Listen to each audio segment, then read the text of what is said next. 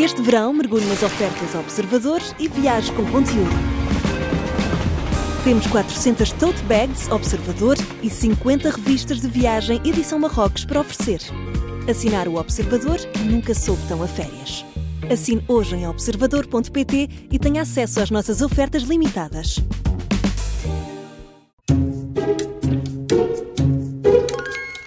Começa agora mais uma comissão de inquérito. Hoje é a nossa convidada Carmen Garcia, enfermeira, escritora, autora da página Mãe Perfeita. Podia continuar. Bom dia, bem-vinda. Bom dia. Olá. Bem-vinda. Obrigada por ter aceitado o nosso convite. Está assim um bocadinho apreensiva. Não estou nada, é a impressão. Tu é um bocadinho grávida.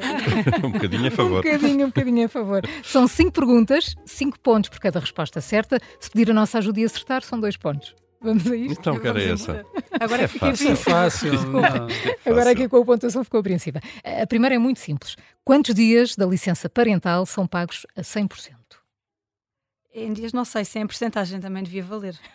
Então, 80%, como é que é? Não, são pagos a 80% os primeiros 4 meses. Portanto, 3, 6, 9, 12, 120 dias, diria eu. Não, ai. Então não são os primeiros 4 meses. Então? É isso, 100%. é 100%. 120 Ah, dias. e depois mais, e depois se prolongarmos, é isso. Mais A 30 dias, 80% 80. mais 30 dias, é isso. Exatamente. Opa. A Carmen Garcia publicou há dias um post sobre esta polémica em torno do horário de amamentação. Diz que devia acabar totalmente por cá em justiças. Quer explicar-nos melhor a sua ideia? Eu não concordo nada com esta celeuma. Aliás, a celeuma faria sentido num sentido mais lato. Eu não acho nada que deva girar tudo à volta da amamentação, porque isso cria, e é verdade, isto cria uma desigualdade. Eu vou dar um exemplo muito concreto. O meu filho mais velho é surdo, profundo, mas eu só amamentei o Pedro até aos 5 meses.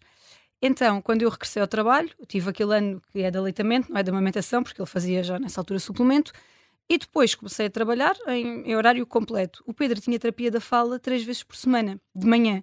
Aquilo obrigava a uma logística que vocês não imaginam, em termos de trocas de horário para conseguir acompanhá-lo à terapia, eu e o pai, obviamente. E depois tinha uma colega, que foi da minha turma, que trabalhava no mesmo hospital que eu, mas num serviço diferente. A filha já tinha 3 anos, ela ainda conseguia gozar do horário da amamentação, e eu costumava encontrá-la nas minhas folgas às 2 da tarde no ginásio. Pai, aquilo adoecia-me. Eu acho que todas as crianças, independentemente de serem ou não amamentadas, têm direito a ter os pais perto mais tempo e não ser depositadas horas infinitas numa creche. As crianças precisam dos pais perto e não precisam só, precisam do pai, precisam da mãe e não precisam só da mama da mãe. Portanto, não me parece que faça sentido andar aqui à volta desta questão E claro que há abusos, obviamente que há abusos. Eu não queria entrar muito por aqui porque isto é um terreno minado. Mas abusos há em todas as áreas, Qualquer direito. Qualquer por isso direito eu acho que faz seja. sentido fiscalizá-lo. Portanto, não proibir, mas fiscalizar. De qualquer forma, entrar aqui na amamentação, especialmente na amamentação prolongada, é entrar num ninho de fundamentalistas muito difícil. E não, é um tema que eu tento fugir porque...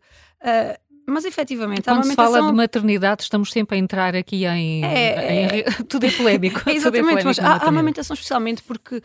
Lamento dizer isto, mas a amamentação prolongada tornou-se uma espécie de uma seita, e uma pessoa diz que a partir do ano de vida a amamentação é efetivamente complementar, porque as crianças já iniciaram a diversificação alimentar, já fazem refeições.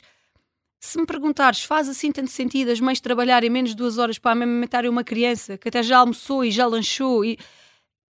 Então a redução do horário deveria ser alargada a todos, não só às crianças que pais e mães que têm crianças de alguma maneira. Obviamente. Para facilitar a melhor... Não me parece que faça sentido criar aqui esta cisão entre crianças que vão à mama da mãe e crianças que já não vão. Porque todas as crianças têm especificidades. Depende da biologia da própria mãe, se tem leite ou se não tem leite. Isso é uma coisa que a gente não pode dizer, Paulo. Isso agora é proibido dizer, porque todas as mães têm leite e acabou, okay. E não podemos discutir isto. Não têm nada. Não têm. Eu amamentei o meu primeiro filho, não conseguia amamentar o segundo e, portanto, por acaso eu tinha leite, mas o miúdo nasceu com o freio da língua curta, a amamentação era super dolorosa, não conseguiu, pronto. Mas hoje em dia a gente não pode dizer isso. Porque... Não sabia que... Não, pois é homem, não sabe. Não sabe, que isto hoje em dia só não amamenta quem não quer. Não pode. As mães têm sempre leite e o leite das mães é sempre bom. São temas muito polémicos. Vamos remeter-nos à nossa insignificância. Falemos antes do Médio Oriente. É mais pacífico. Não, sim, muito mais. Os factos contam um pouco. Sim, quem é mãe anda nessas águas ou sabe como é que se navegam. Bom, ou não, muito bem. 5 pontos. Vamos agora para um outro assunto. Vamos agora para a ficção. Como é que se chama aquela personagem de um livro, começa num livro, mas foi adaptado ao cinema,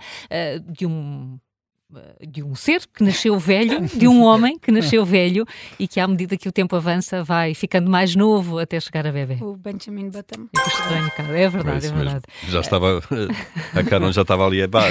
Eu já sei qual é a resposta. Não estava. Desenvolve, Carla, vá. A Carmen é enfermeira num lar de idosos e é uma das temáticas mesmo do coração. Aliás, tem um livro que aborda precisamente o tema da velhice, a última solidão. É muito difícil ser velho em Portugal. É muito difícil ser velho em Portugal. Eu diria que é E ser jovem? É mais fácil. É mais fácil. Porquê é tão difícil ser velho? É difícil ser velho porque a visão que nós temos da velhice é uma visão terrível. Nós deixamos de olhar... o país mais envelhecido do mundo é o Japão, não é?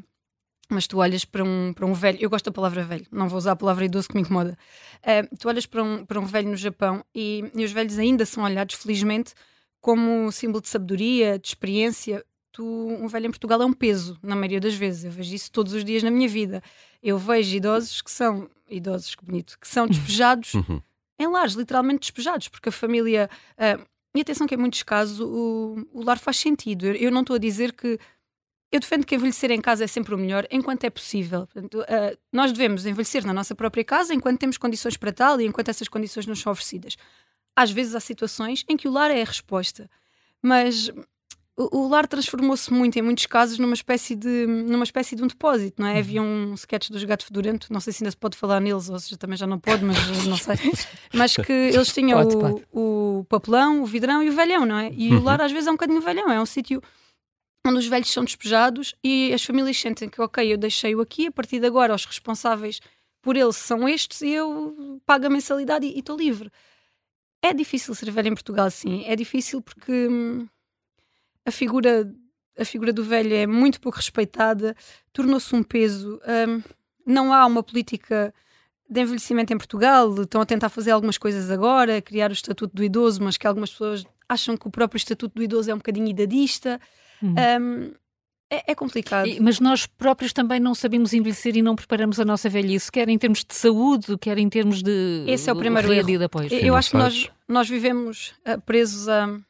Nós todos queremos chegar a velhos, mas nenhum de nós quer ser velho. E este é um problema.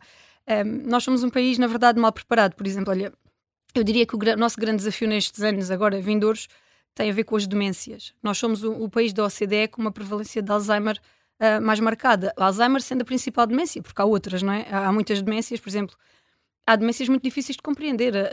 A demência do frontal, quando as pessoas começam a ter comportamentos de desinibição sexual, imagina isto num lar, não é? Há uma idosa que se desce para a frente os idosos não compreendem isto e a própria sociedade não compreende, os cuidadores não estão preparados. E é muito difícil para mim agora, aos 39, pensar, meu Deus, e se eu chegar a idosa e tiver uma demência, quer dizer, a gente é um bocadinho como a ideia da morte, não é? A gente sabe que aquilo está lá, mas fecha na gaveta, vamos empurrando, não... E às vezes é tarde demais, cada vez mais defendo que a velhice tem de ser preparada. E quando a gente fala nisso, as pessoas pensam muito do ponto de vista económico e fazeres um PPR, não sei o quê, mas é muito mais do que isso. Preparar a velhice é muito mais do que isso. É fazer escolhas, é, por exemplo, pensar numa coisa que a gente não gosta nada, no testamento vital, não é?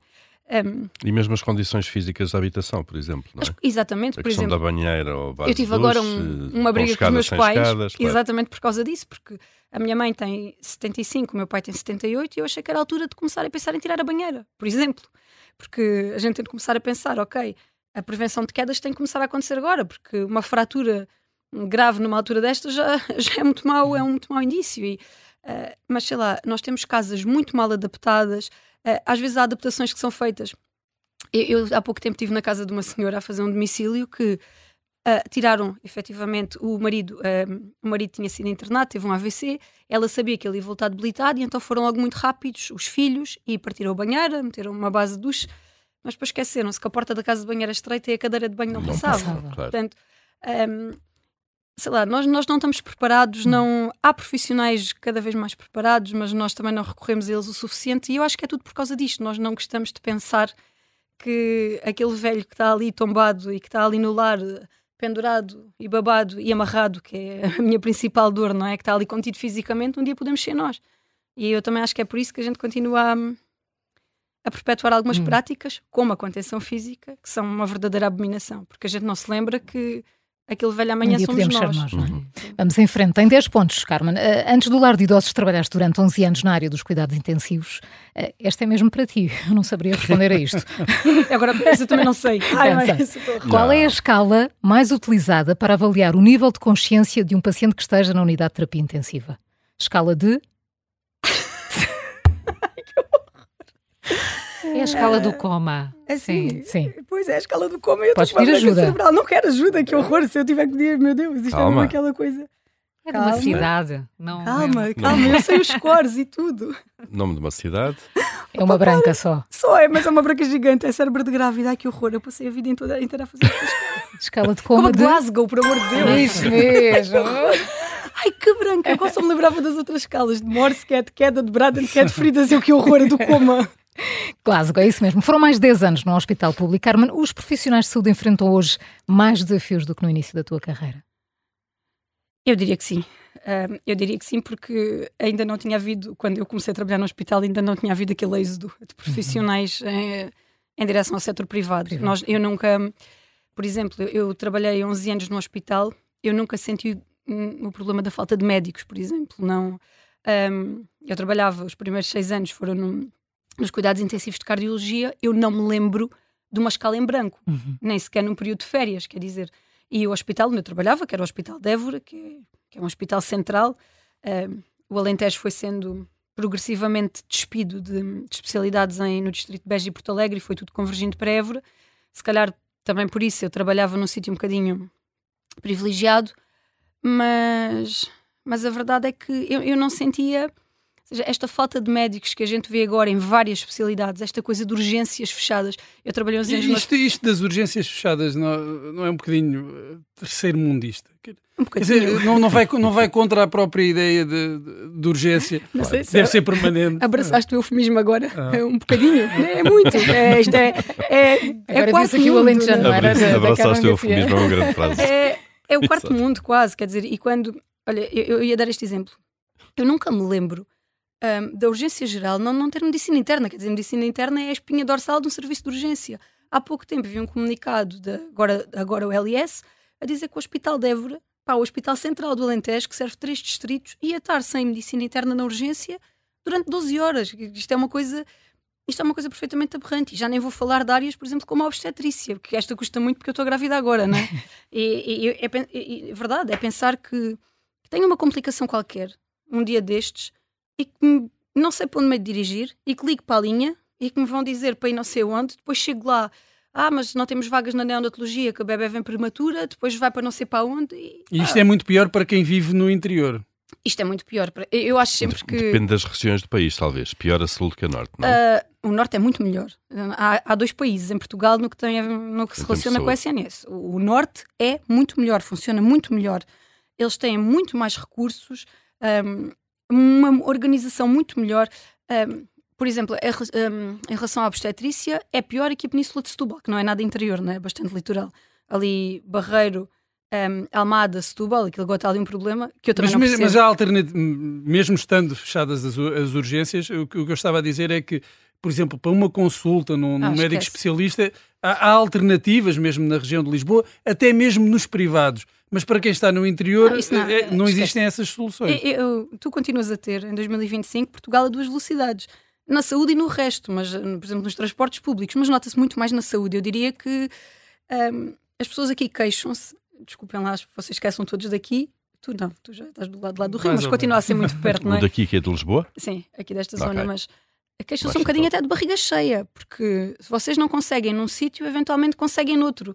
Não são metidos numa ambulância e transportados 3 horas. Tu, se tiveres um enfarte na ponta do distrito de Beja e precisares de uma hemodinâmica, vens para Évora. Tu aqui, se tiveres um enfarte, não vais para Santa Maria, vais para Santa Marta. Sabe? Tens o raio é que existe outra unidade. Pronto, eu vou dar o exemplo do Alentejo, que é o que eu conheço melhor, não é? É a maior, se juntares os 3 distritos, é em termos de território, a maior região de Portugal. E depois centra-se tudo em Évora e algumas coisas nem Évora tens. Portanto, não, a saúde efetivamente talvez seja a questão, o ponto onde tu mais notas estas duas velocidades de Portugal, e claramente funciona mais lentamente no interior. E não se consegue imitar e replicar o que está a acontecer no Norte. Não, e eu não sei responder porquê. Quer dizer, há uma parte densidade populacional também há uma diferente. parte que é fácil de perceber. O Norte neste momento é muito mais atrativo. Por exemplo, abriram vagas. No último concurso que eu acompanhei para fixar médicos de família, de medicina geral e familiar no Alentejo, abriram vagas. E as vagas ficaram destapadas porque ninguém quer ir para lá. Não é? É muito difícil. Se calhar temos de pensar nos incentivos para esta gente. Não é? Se calhar tem efetivamente que haver incentivos. A cidade onde eu vivo tinha 2 problemas graves há pouco tempo, que é falta de médicos de família e falta de coveiros, que é uma coisa impressionante. Mas depois nós falamos, ou tentamos propor algumas alternativas para fixar os médicos e, por exemplo, e aí os municípios podem ter um papel importante. Há um município no Alentejo que faz isto, que é Reguengos de Monsaraz, oferece uma casa aos médicos e dá-lhes eles têm um suplemento remuneratório por escolherem o Conselho de Reguengos. Mas não é pouco, tendo em conta que depois também falta todo um conjunto de serviços para atrair. Eu percebo que se possa fazer esse tipo de oferta para atrair, mas depois os médicos não são diferentes dos outros cidadãos e olham para os serviços que têm ao seu dispor, desde de escolas, outro tipo de serviço É verdade, vai ser sempre mais difícil fixá-los ali. Ainda assim, eu sinto que nós não, se calhar especialmente em termos de autárquicos, não se está a fazer o suficiente. E assim, por pouco que seja, os cuidados de saúde primários são a porta de entrada no SNS. Quando essa porta se abre, fica mais fácil circular lá dentro. Quando nem essa porta tu tens, quando até essa porta está fechada, até entrar no sistema é um sarilho. E depois, repara, isto não se resolve por teres ou não dinheiro, porque a oferta privada no Alentejo também é muito baixa. É baixa. Eu estava a pensar, ainda há pouco, quando estávamos a falar disso... Territórios pouco povoados. Vamos seguir, vamos continuar no Alentejo. 15 pontos já. 15 pontos. Mas é muito bem. Carmen, mais uma questão então. Em que século foi fundada a Universidade de Évora? Ai, senhor, é mais velha que sei lá o quê. Isso é verdade. Não deve ser mais velha que a Sé de Braga, ou é? Não, capaz não. Não, mas também não dará longe, não é? Mas deve ser para aí. Não sei, esta vou dizer ao calhas. Eu devia pedir ajuda. Queres ajuda? Eu não me lembro. Eu tive há pouco tempo até uma visita lá aos claustros do Colégio do Espírito Santo. Posso dizer quem foi o fundador, não é? Vá, força. Infante Dom Henrique. Já se situa no tempo, não é? Então, século... É só agora dizer o século? Mais difícil. Só o século. Não, o ano, se quiseres também pode ser o ano, mas a pergunta é o século. Há de ser entre o 15 e o 16. Sim. Um ou outro. Outro ainda? Não. Ou um ou outro. Certamente. Socorro. Ora, 50-50, vocês não têm essa opção de 50-50. Não, mas... E a gente corta. Não sei, eu diria século XVI. Muito bem, 20 pontos. E dizes muito bem. 1 de novembro de 1559. Tu nasceste e estudaste em Évora? Ainda fazes uma boa parte da tua vida em Évora? Faço a parte quase, sim, só não durmo lá, na verdade. Venho dormir a casa, que é no distrito de Évora, mas é em Vendas Novas. Que é ao lado. Nós ainda somos, já falámos um pouco disto, sobre o SNS, mas em termos de carreira, em termos de exposição pública, ainda somos o país onde a geografia, onde se nasce, ainda conta muito ou não? Conta. Évora, se calhar, nisso nem é um bom exemplo, porque Évora acaba por ser, acredito ou não, um oásis no meio do Alentejo. Évora... E muito próxima de Lisboa, apesar de tudo. Uma hora, não é? E tens a A6 que nos liga, quer dizer, a gente rapidamente se mete aqui, não é? Eu vim hoje de manhã. Não... Claro. E apanhei mais nervos aqui neste bocadinho. Não, demora-se mais a ir este bocadinho aqui ao pé do aeroporto. Lisboa para Benfica do que muitas vezes é para Lisboa. Eu até já estava a transpirar tudo no carro. Pensamos, como é que esta gente vive assim, todos os dias? Socorro! O que é que esta gente faz? O que é que tomam? É agosto, está muito bom hoje. Não, pois. Imagina quando não é agosto. Sim, mas meu Deus, estou habituada a ameaças que vou sempre para a direita, não é? Claro. Eu acho que Évora acaba por ser um oásis aí. Tens a universidade que ajuda muito, uma zona industrial muito bem desenvolvida, há muito emprego em Évora. Mas o turismo, e é um turismo, de alguma forma, ainda é um turismo sustentável, é um turismo quase de elite também, e isso é uma verdade. É o bom turismo. Eu diria que sim. Ainda não é aquele turismo, ou seja, tu ainda não sentes massas. E tu ainda não sentes que não consegues alugar uma casa, apesar de Évora ser uma cidade caríssima, porque porque está tudo tomado por alojamentos locais, isso em Évora ainda não se sente. Mas eu diria que Évora não, que é o meu caso, mas sim, mas ainda tem muito a ver. Assim, Eu descobri há pouco tempo que era a única pessoa a escrever com regularidade num jornal que não residia no litoral do país. Agora não sei se isso já foi corrigido, mas há 3 anos... No público, no caso. No público, no caso, sim. Há 3 anos eu descobri que não havia mais nenhum colunista regular do interior. Que era assim uma coisa, quer dizer, Portugal não é só o litoral. E é importante que se perceba isto. Mas lá está, isto depois é... O que é que a gente vale em termos políticos? O que é que o interior vale em termos políticos? O número de deputados também reflete isso. 3 por Évora, 2 por Porto Alegre, 3 por Beja. Portanto, 3, 6, 7, 8. O que é que isto vale, não é? Quem é que tem grande interesse ou que partido político? Depois torna-se uma pescadinha de rabo na boca. Quanto menos gente, menor o investimento. Quanto menor o investimento... E a representatividade do nosso voto é baixíssima e estamos sempre muito mais condicionados. Vocês aqui em Lisboa podem votar num partido qualquer que em princípio o vosso voto conta. Ou pelo menos têm uma percentagem superior a 90% do vosso voto contar. No distrito de Porto Alegre essa percentagem cai para os 50%. Metade dos votos não contam para nós temos que eleger ninguém. Sim, tens de ter sempre aquela coisa quando vais votar do voto útil, que é uma coisa medonha. Carmen, mas a forma como se utilizam as redes sociais e as novas tecnologias, e tu podes ser um bom exemplo disso, não ajuda de alguma forma também a mitigar essa diferença? Ajuda, olha, eu vinha no carro e vinha a pensar numa coisa, de repente passar uma data de músicas seguidas na rádio. Não estavas a ouvir a Rádio Observador. Por acaso não, desculpa. Maria João não nos deixa passar a música. Pronto, desculpa. Vamos bater na Maria João? Não vamos, não é a Maria João que não deixa. Não, agora, fora de brincadeiras, eu ouvi o António Zambujo, o Buba Espinho, os Bandidos do Canto, tudo. Eu pensar, olha, estamos a tomar isto? Vamos dominar o mundo? Estamos a dominar Portugal? Com o canto vimos a nossa expansão para o litoral, vamos empurrá-los daqui. Mas as redes sociais ajudam muito. Dão-nos muita voz, mas continuam a não ser o suficiente. Eu continuo a dizer, o grande problema é ou um dos grandes problemas é a nossa falta de representatividade. A gente não tem força. Há uns anos quiseram fechar a urgência pediátrica de Évora, que é a única urgência pediátrica do Alentejo. Única. Foi um sarilho. A gente conseguir... E isto é triste, porque nem dentro da Assembleia da República a gente tem força suficiente. Nós elegemos... Nessa altura tínhamos eleitos 3 deputados por Évora.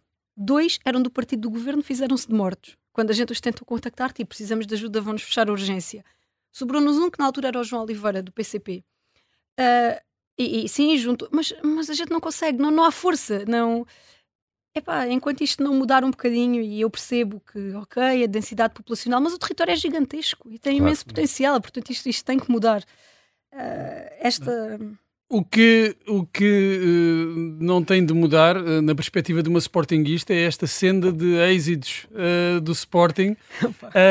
Eu vou trazer aqui uma pergunta que não pode ser muito fácil. É para os 25. Mas é para os 25 pontos. Pontuação Se eu não estou em erro, será a primeira mulher a conseguir os 25 pontos. Vê lá, Maria João. É das minhas notas. Se eu falhar esta, os meus filhos nunca mais me falam. Então, qual o último treinador do Sporting a conquistar a Taça de Portugal antes de Rui Borges?